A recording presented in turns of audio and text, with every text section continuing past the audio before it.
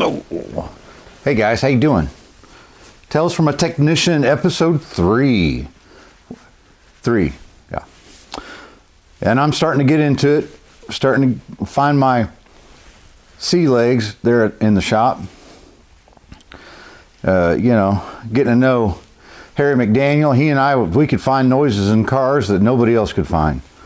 He said that laying in his bed, in his hospital bed, last time I talked to him. George Harlan, Hubert, all them guys in their own way guided me. Not so much, like on purpose, but sort of by accident. But I got to learn what a VAT 40 was, how to use that. And boy, my favorite old alignment machine, the old Hunter, the old school, had the strings that, there were stretchy strings, and you had to plug each head in, and you had a black screen with green dots, bloop, bloop, bloop, bloop, bloop. Yeah, it was high end for back then. And that thing got to be my best friend. The rack we used, you drove up on it like a ramp, and the back of it came up. And I'd put rack and pinions on that, K-frames. The K-frames would get bent. Something, from the body shop, that they might have missed it. And I'm like, we'll just replace it here. And you wonder why my back is destroyed from sitting on my butt or sitting on my knees. I don't know what I was thinking, but I was going at it.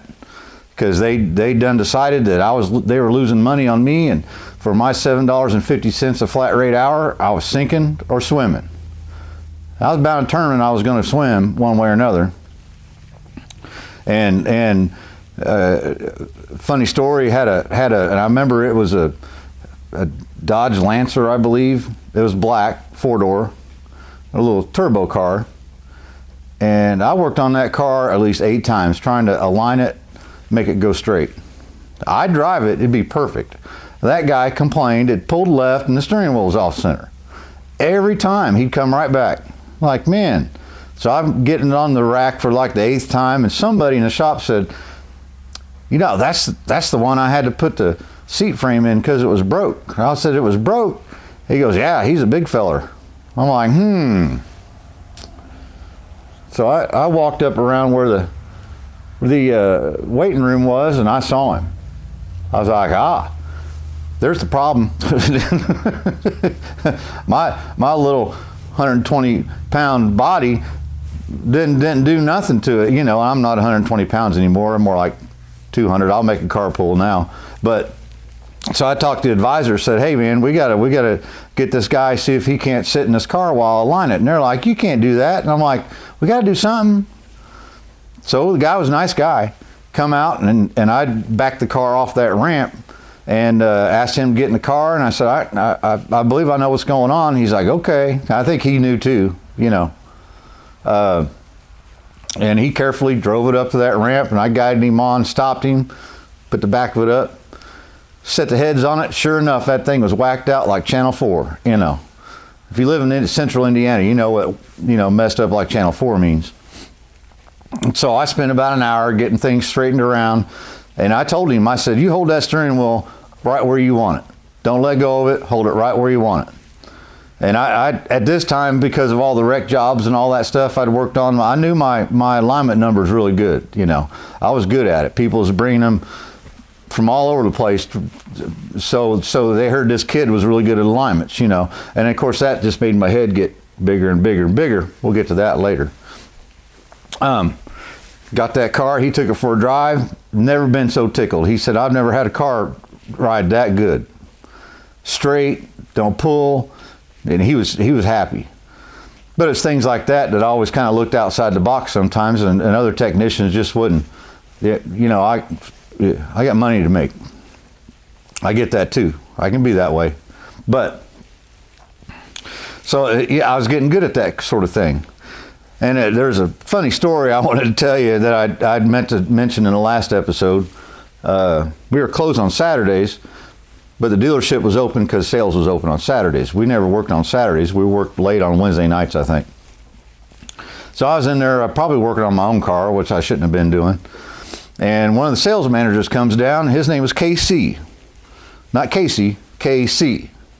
Real cool dude, kind of had long hair. He was hip, you know. He said, hey, you take the engine out of that El Camino parked back there? I said, what do you mean? He said, if you take that engine out of that El Camino, set it on the floor so I can put it in the back of my truck, I'll give you $100. You know, this is 1990-ish. $100? Well, heck, I was barely bringing home $300. I thought, well, I've done that before. I get that motor out in a couple hours, make me clean $100. Told him, I said, I don't want to mess with putting it back in. He said, oh no, I'm gonna have it built. I'll have somebody else put it back in. Okay. So there was a door along the wall. We had two big doors and one on end of end, you know, for the aisleway for the whole shop.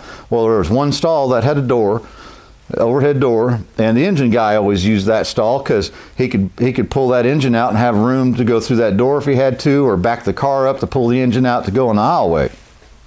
So I thought, that's perfect. I'll do it over there. I get on it, get tearing this thing out, get it on the get it on the cherry picker, engine crane, whatever you want to call it. Got it up in the air like this, and I backed her out, got it past the car. Thought, well, I'm gonna let that thing down. So I'm not used to using that. I wasn't an engine guy, you know. Crack that thing loose. Here come that engine come flying down. I don't want to break nothing, so I stopped it. Well, as soon as I stopped it, that engine kept on going.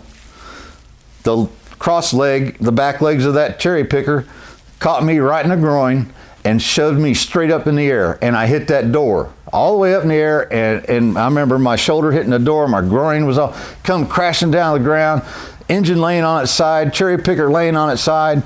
I'm like, what in the heck, you know? And I looked around, see if anybody saw it happen. Nope, that was all just me. It's, you know, stuff like that. And there was a time, well, there's a lot of times I had girlfriends and such, you know. Well, there's one particular one, and we won't get into all that stuff in this series, maybe stories later, but it was towards the end of the day. I was getting ready to leave, and here she come, parked in the back parking lot, and I saw her coming through the middle of the shop. Madder than heck. You know, I think I'd done called her on the shop phone, hung up on her, told her I couldn't be on the phone, I had stuff to do. Well, here she come. Of course, the whole shop's there watching. She's blah, blah, blah, blah, gets mad at me, and she shoves me. Well, I tried to step back because it kind of caught me off guard. Well, I couldn't step back because there was a lift there. One of them in-ground lifts with the controls on the floor, the really old school ones that were outlawed soon after this. They're kind of dangerous.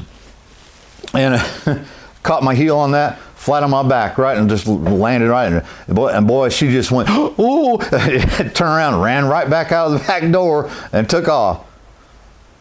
Well, all my new mechanic buddies just laughing. Oh man, I thought they was gonna pee their pants, laughing. But yeah, had some good times there, you know. I'd go hanging out with them and all that, and hanging out with the guys and doing the underage drinking thing that you shouldn't do. It got me in trouble. You're gonna see later in the series, right? So finally, and what had happened, I'll just tell you what happened. I had that old Chevy van. I drove that around for a good while. Well, there was a 1984 Chevy Impala ex-police car. And they had it back on the cheap part of the lot, in the back of the lot. You know, it was like a trade-in or something that I don't think they was even going to sell it. Well, my dad co-signed me a loan to buy that thing. Fast car. It was dark blue, had a spotlight on it, had the 350 Interceptor in it, and man, that thing, I swear it would do 140 miles an hour all the time.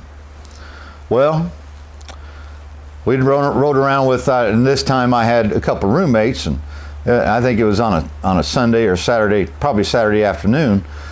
Wanted me to follow him up to his dad's because he had a 73 Ford Mach 1 with a 429 in it. Now it was a fast car too. So we raced all the way up to the other part of town and dropped that off, and we rode around town in his Mach 1 all day long. And somehow or another we had Boone's Farm wine. I don't, you know, Here we are, 19, not even 20 years old. I think maybe 20, maybe I was 20 years old. Well, we got in my cop car. After him showing off all day, I said, I'm gonna show you guys something. On 465, I held that thing to the floor. I mean, you heard nothing but four barrels. That quadribog, dash was vibrating, the speedometer was going like this. It went to like 125 and it was bouncing. So it was way over 125. It's like 11 o'clock at night and we're headed back home, having a good time, cruising, you know. I see something ahead, like sort of looks like a cop. Sure enough, looks like a cop. I start laying on the brakes and it was just like, it was slow motion. I couldn't go slow enough. And of course they go to get off on 65, I think, on an off ramp. And I'm like, oh, we're in the clear. And of course I'd already, nope, back on the interstate right behind me, pulled me over. Wasn't a good deal, and I lost my driver's license. So this is a start to the next episode. Well, I ended up quitting my job there at Palmer Dodge. Remember I was talking about how my head was getting bigger and bigger and bigger? Well, I was also doing illicit things with my life that I shouldn't be doing. Down the road a little bit, ate my head up, ate up my attitude. It really ruined me. But I learned my lesson a few times. We're going to get to that in the next one. I sure appreciate you guys stopping in. Back on this MGA, and here in another couple of videos. I'll be driving that thing up and down the driveway anyway. I'd yard drive it, but it'd probably get stuck in the mud, and that won't be cool. But we're getting there, right? Soon we'll be on this 57 Chevy. Man, I just had a guy come by and get all my old differentials and rear springs and all that just a few minutes ago. And he's got a 55 he's piecing together and don't live too far. And man, I'm excited. I'm excited to get back on my own stuff, really. One of my dream cars, we'll go get it done. All right. Appreciate you guys. Thanks for watching. Share it if you can. Always look for again, I'm not wearing any of my own merchandise, but it's cool. Check it out. Peace. Remember, any of this was easy, everybody be doing it. We'll see you guys on the next one. Thanks for stopping in. Oh, yeah, a little chilly out here.